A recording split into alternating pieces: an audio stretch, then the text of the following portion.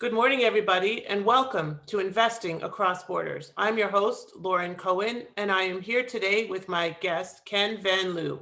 I met Ken maybe about 6 months ago on a Real Raw show, where Ken was one of the contestants talking about one of his many business endeavors. And I was one of the, I guess, sharks, one of the judges. And I loved what he had to say. I loved what he had to say about his business. I loved what he had to say about mindset. He's a Tony Robbins guy, and he's just an amazing entrepreneur. He is so proud of his kids. When I asked him this morning, how are things going? All he talked about was his kids and all of the great things they're doing. Ken, welcome to our show. Well, thank you so much.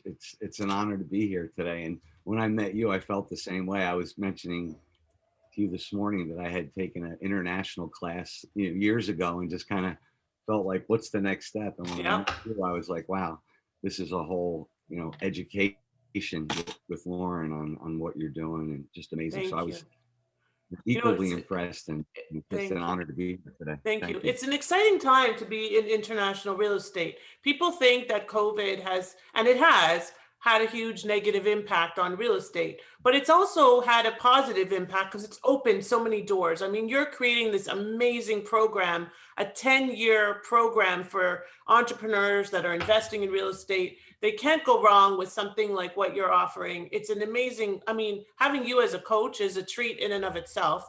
But on top of that, you just have so much experience to share, and you're such a go-giver, as Yeah.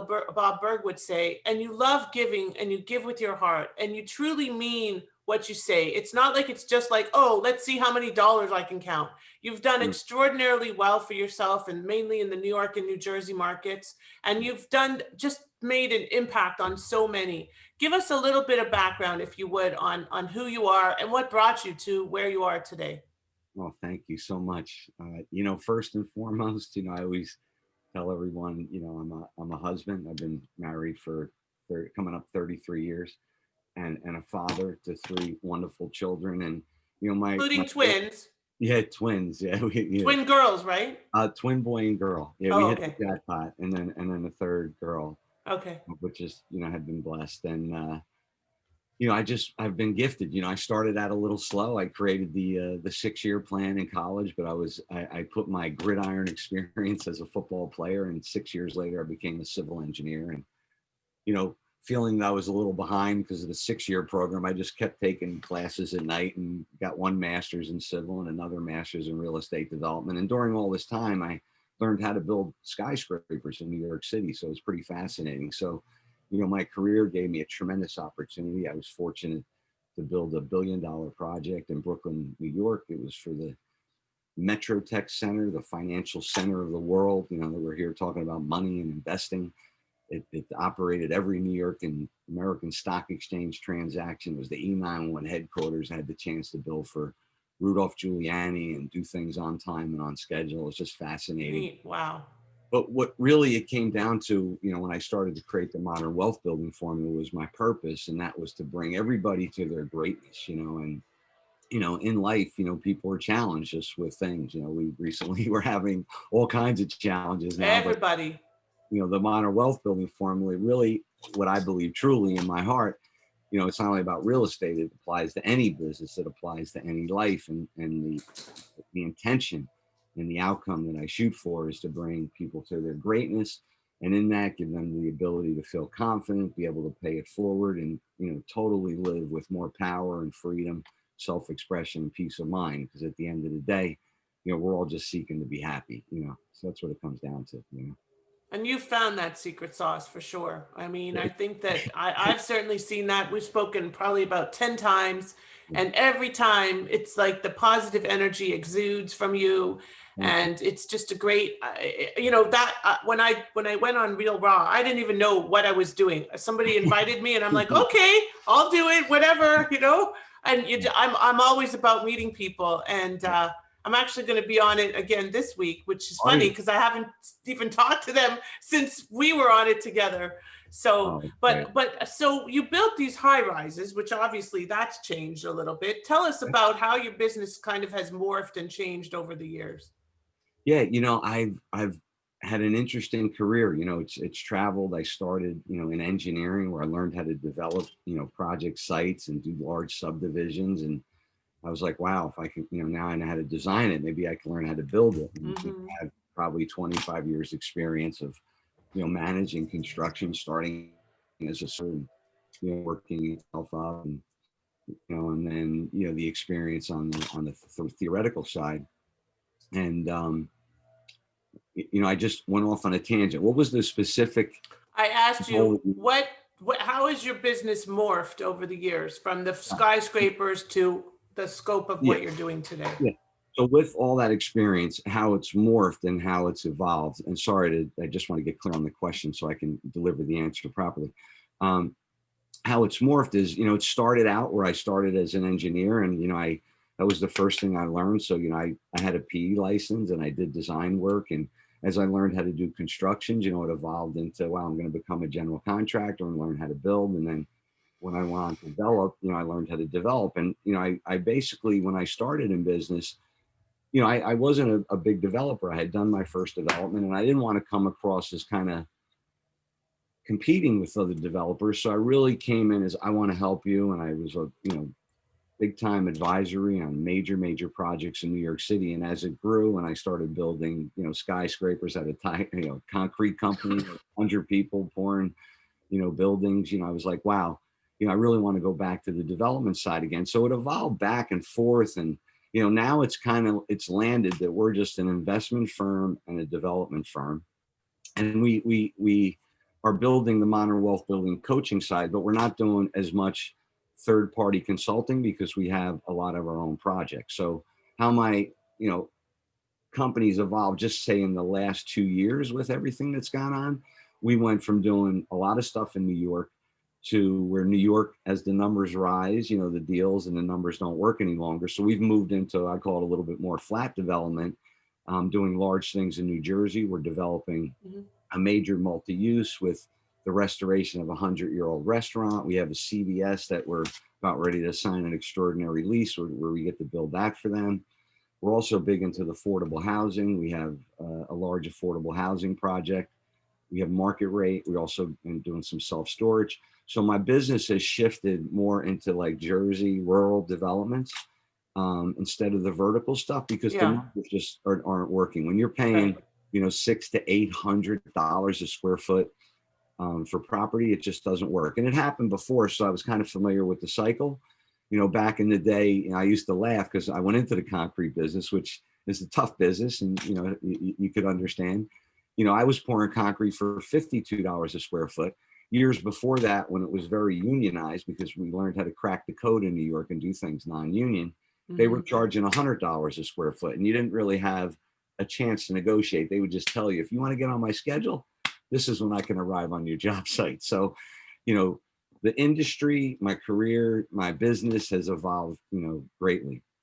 So you mentioned several things. Now, as you know, I was doing EB5 and still do from, here and there, but I was doing EB5 for many, many years. And almost every one of those projects that you mentioned, from the multifamily mixed use, the my goodness, I just had a brain freeze. But you So I were think, mentioning a lot of projects that could potentially qualify for EB5 money. And obviously, you're in the space where there's a lot of EB5 money. Did you ever touch on that or go into that? yeah, it's funny you say that because the Hudson Yards was a huge EB5. Right. Was I that your actually, project?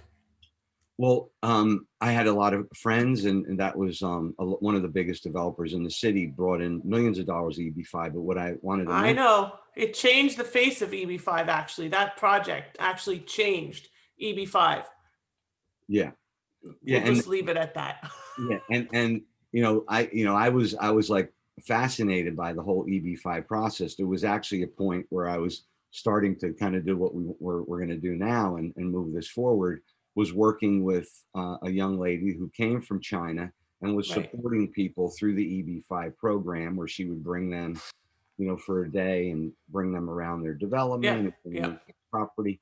And I tried to work with her, but then better than I, things kind of tightened up Changed. and changed. And now I think you said there's other programs like the E2 program that's involved and stuff like that. So I'm here to learn and share. But I think that all of this applies to the stuff that you're doing and presenting that you were, talking about. I just think it's Thank phenomenal. you. Yeah, you mentioned, and this is interesting. I asked about a faux pas that happened when you were doing some international expansion or investing, and you were talking about going to China and not knowing how to address the business person there. And that's a really common thing because Yeah, EB5 obviously was huge in China, right? If you don't do it like this, you're done. You yeah, don't shake hands. You hand the card with both your hands over to them and give them the opportunity to look at it and take it. And I will be honest, I never went to China, but I worked with so many in the space, and it was a constant discussion because you have to learn how to deal with different cultures. That's one of the main things in my Going Global ebook that I talk about. Is the most important thing you can do when you're going global yeah, is consider what the other culture accepts. What, yes, like we have so many Israelis coming into the country, and sometimes they don't adjust the way they do business, and the way people do business in different countries is different than the way we do business. So what I'd love to know is, have you, and I know you have, you've worked with many foreign investors. Have you, what's the most, do you have one experience you'd like to share with us, or what's the most interesting experience, or do you, is there a particular um, way that you like to approach foreign investors? Just give us a little flavor for how that's impacted your business. yeah. And that's a great question because I'm a student of all arts, and what you do is an art. Thank And you. I've worked with a lot of foreign investors, but I've never been able to work through all the technicalities and the things that you do. And I find that there's, as we learned through the unblinded, is that there's friction for me in not having the knowledge to take my ability to bring foreign investors in, because I don't have someone like you to kind of eliminate the friction. Well, you didn't have someone like I didn't have somebody yet like that.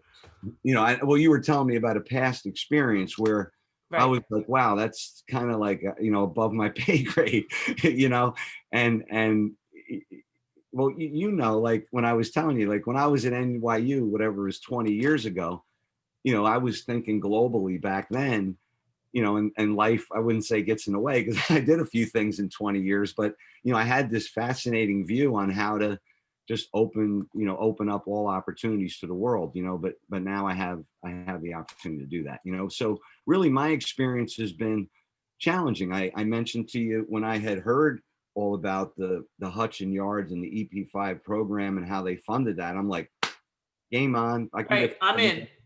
Because it you looks know, so perfect on the surface. It looks so easy. EB5, honestly, I remember an article about me in the Palm Beach Post down here. yeah, And I must have had 1,000, I'm not kidding, 1,000 calls. I want to raise it's- money. How do I get money for my restaurant? How to get money for my hotel? I want to build a project. I want to build a regionals. Like, everybody and their brother. And that's real, and their sister, I apologize. And that's really how things were for many years after the 2008 crash. Everybody wanted to get into this space. It was the space to get into if you're in real estate. that you articulated it for me, right? Like when I saw the article and I spoke to this young lady, she made it sound so simple. And she's like, yeah, we fly them in, Right. we do a helicopter ride, we have the 500 acres and all of a sudden, and I mentioned all of a sudden when I was like, well, how do you do this and this? And well, you have to fill this and you have to get this. And then they have to do this amount. Not And then easy. there's this. And I was like, oh man, I don't have the bandwidth right now Right. to do it. But now I do, because Right. it's if we go, here's the outcome for these people that want Correct. to invest across borders, and we set them up with the modern wealth building formula, and you deal with all the structure elements. My formula just eliminates more friction. You're eliminating friction to the border. I'm eliminating friction after the border. Absolutely.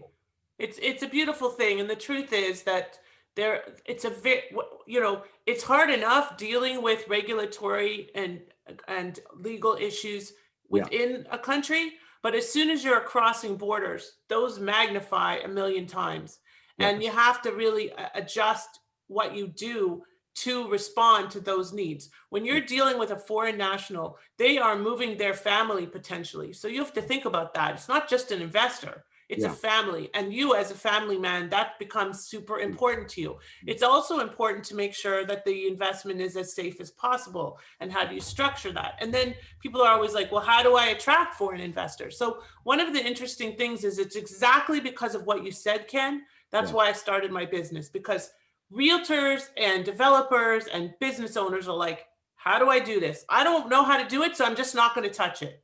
Yeah. But if you come, like I actually created 10 steps to immigrate through real estate. I haven't even formally launched yet, but it literally is a 10-step program to get immigration through real estate investing. That's what my webinar is on tomorrow. So it's really just simplifying a very complex process. And if you, I think you recognize the value. I know you mentioned value is more important than price, and Yeah. it's not that it's so expensive, but if you want somebody to hold your hand through a process, you're the general contractor of your development. I'm the general contractor of these processes. Love That's that really analogy. what I am.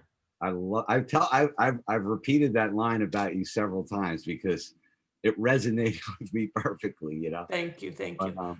So tell me about modern wealth building. What is the modern wealth building formula? yeah, what you just shared is pretty fascinating because right off the bat, I heard, you know, 3 or 4 direct synergies where, you know, I'm training people to start a business and how they should look at their entity structure and what the tax advantages are and how do they present themselves, because you know, you hear the old cliche with real estate: location, location, location. In investing in real estate and having your own real estate company, it's presentation, presentation, presentation. I come across with a whole top-down learning approach where people that start a real estate business are like, oh wow, I have this long ascension path that I have to climb, climb, climb. And I show that there's a top-down thinking where they can actually descend on the ascension path anywhere along that line. If they land at the top, they learn everything that applies downward and can pretty much do anything in real estate. But the modern wealth building formula is a form of, if you want to put it in legal terms, I guess you could say syndication. It blankets any type of real estate. So whether people want to be a passive investor or active and wholesale, fix and flip, buy and hold, the modern wealth building formula shows how you can structure that, set up an investment platform where other people can invest in that, give Joint ventures and all of that? ventures, people are the general partners, get all types of tax advantages, the passive losses, and they essentially turn the modern wealth building formula into their own real estate business. And that's really what a lot of people, I believe, should be doing, because whether you work, you know, on a 1099, W-2, whatever the case may be, having a real estate company enabling you to have all those advantages and losses makes sense. And I think that's what you're trying to promote. And, you know, that's where I think there's a direct synergy where, you know, I'm so excited to hear new stuff. You know, I think it's been a few weeks. We talked before the new year. Yeah, things happen quickly, but I will say that It had to be COVID, quick. Yeah. All the stuff you've been doing just since we last spoke.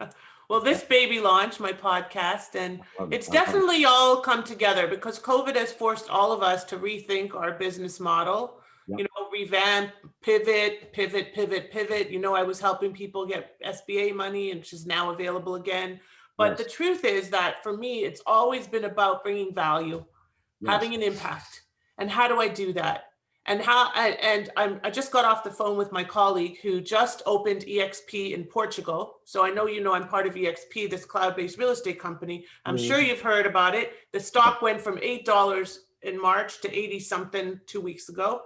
And he launched Portugal, and he's about to launch Brazil. They're both under him. He is from Toronto. He was born in Brazil, grew up in Toronto, dear friend of mine. And we were talking about not just being a global realtor and a global real estate developer, but a global lawyer, because everything is now global. And I think that the one big silver lining of COVID is making the world truly a smaller place. There is nothing that's outside of our reach, really, right? Yes. And in here, one of the questions that I wanted to talk with you about is, why is the US, despite all of this tumult, okay, that's a Yiddish word, all of this chaos that's going on, we have inauguration coming up in like 9 days, 8 days, and some like just complete craziness going on. I'm very isolated. You're probably more seeing more of it because you're more in the kind of northeast in the city. But why is this US still a safe place to invest? Yeah, it's a great question. I could say that I'm saddened with what you see on the news. There's nobody. I mean, Yeah, it's crazy. it's disappointing. I'm not one to dwell on the negative. All I can say is that if you look at the percentages, of course, if you look at the news, what transpired at the Capitol is just beyond my imagination. Yeah. I can't even think about it because it's not registering. Right. But all I can say is that I believe it's a very small percentage because truly, 99% of all people in the world really, and all businesses, 99% of all businesses want better, want people to be better and want the world to be a better place. And, unfortunately, if we watch news, you're getting that 1% of all the news, and it could put you into a rabbit hole. And the social media stuff that's going on, drives you to create that kind of animosity. But, let's just look past it. There's so many positive things. Like you say, the global reach now is just at our fingertips. It's changed. We have the ability to just talk like you're in my living room right now, and Now it's a new second nature. It's not like a really big deal. Like it used to be, I think pre-COVID. Oh, we have to go on Zoom. Oh, can I meet you in person? I love it because it's, as a single mom, it saves me huge amounts of time because I don't have to Wow. drive all these different places. It really is. The travel time is great. Yes. But you also get the Zoom fatigue. Oh my goodness me. The Zoom fatigue. The Zoom Yeah. fatigue. I carry my eye drops around like literally everywhere I go. Ken, what would be three of your top recommendations for a foreign national or foreign investor that wants to invest in the US? Your projects, of course. Yeah. You know, three tips would be, do a little research, so you can gain, a comfort level, so when you start to ask questions, a lot of times we feel our lack of knowledge is, not going to enable us to take the next step. So, just, build confidence about the step that you're doing. I mean, it's pretty, if I was going to move to another country, it's probably a little nerve wracking. So, do a little research or talk to people like Lauren and just get the basics. Don't be afraid to ask any question. There's no question that's not important. There The, are the no second, stupid questions when it comes to moving. Well, there's no stupid questions generally, but this is a big deal moving across borders. I'm an immigrant myself, and I said that to somebody the other day. She was obviously an immigrant, and I'm not obviously an immigrant. And I said, well, I'm an immigrant too. She hung up the phone on me. She thought I was lying. I'm like, I did it too. I went through it all. Like, even though I may not be as obvious and my accent isn't as strong, I am from a different country. It's funny. So, but yeah, you've got to do your due diligence. And that's what you're saying. Like, no matter where you're investing in your home country, in another country, coming from another country, going into another country, yeah, due diligence is key. And you can't do it all on your own. You have to bring professionals in that know what they're doing. Ken is going to help you to invest in real estate every day of the week. But is he going to help you to get a visa? Probably not. yeah, yeah. And that was my second item, which kind of led me in.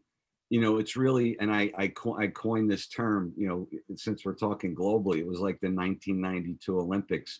It was the dream team, Mm, and I always teach my clients, you want to put a little dream team around you, correct. right? So, people like Lauren and myself, if you're taking on something that, I would have fear for, I don't know how people move to a different country and make it. I admire everybody that takes that on.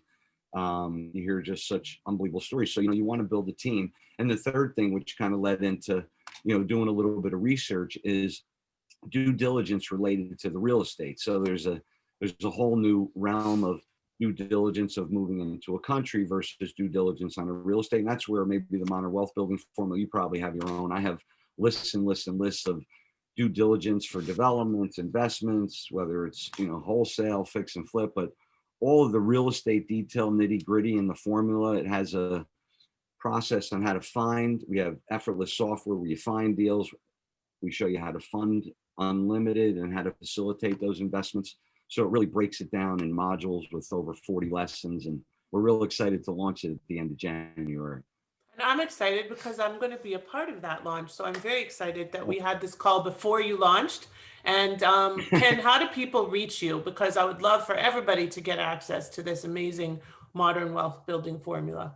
yeah. It's not hard. I keep it simple. Just, go to my website. It's kenvanliew, all one word.com, KenVanLiew. And there's a little button there, sign up or discover now, and that'll bring you into some free stuff. And you could schedule a call with me, and we'll have a 45-minute strategy call and see how we can help you. That's awesome. Well, I am looking Yeah. forward to being a part of your world going forward. I thank you for your time today. I wish you a great Yes. day. Stay healthy, Yes. stay safe, Thank you so much. Once again, this and is we'll really, talk. really good. And Thank you. Thank you. Thank you. We'll yes, talk thank again you. super soon. Super. I love it.